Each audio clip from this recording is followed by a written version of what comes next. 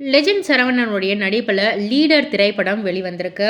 இந்த படத்தோடைய விமர்சனத்தை தான் இந்த பதிவில் நம்ம பார்க்க போகிறோம்.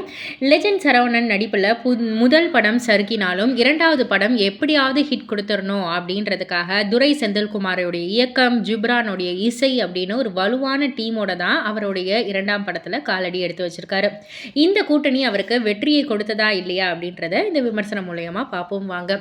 இந்த படத்துடைய கதைக்களம் என்ன அப்படின்னு கேட்டிங்கன்னா, தென் தமிழக ஒரு ஹார்பர்ல சட்டத்திற்கு புறம்பாக ஒரு கண்டெய்னர் வருது. அந்த ஊர்ல லெஜெண்ட் சரவணன் அவருடைய மகளோட ஒரு மெக்கானிக் கடையில் மெக்கானிக்காக வாழ்க்கையை நடத்திக்கிட்டு வராரு.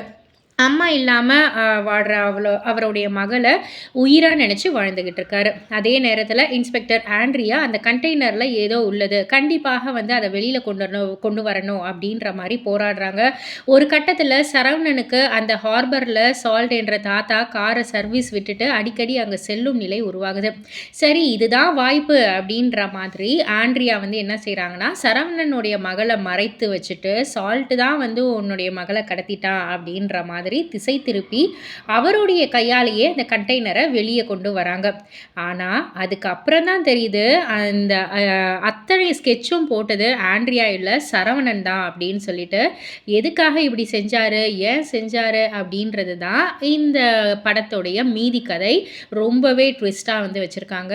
இந்த படத்துடைய ப்ளஸ் என்னன்னு கேட்டிங்கன்னா, திரைக்கதை, இடைவேளை மாஸ் காட்சி, கிளைமேக்ஸ் ட்விஸ்ட் இதெல்லாம் ப்ளஸ்ஸாக இருக்குது. அண்ட் அது மட்டும் இல்லை, ஜிப்ரானுடைய பின்னணி இசையுமே ப்ளஸ்ஸாக இருக்குது.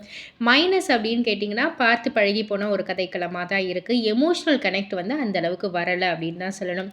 மொத்தத்தில் இந்த லீடர் திரைப்படம் கண்டிப்பாக சரவணன் அவர்கள் ஒரு ஹீரோவாக வெற்றி பெற்றுட்டார் அப்படின்னே சொல்லலாம். இந்த படத்துக்கு நான் கொடுக்குற ரேட்டிங் 5 மதிப்பெண்ணுக்கு 3 மதிப்பெண் கொடுக்குறேன். 5க்கு 3 மதிப்பெண் கொடுக்குறேன்.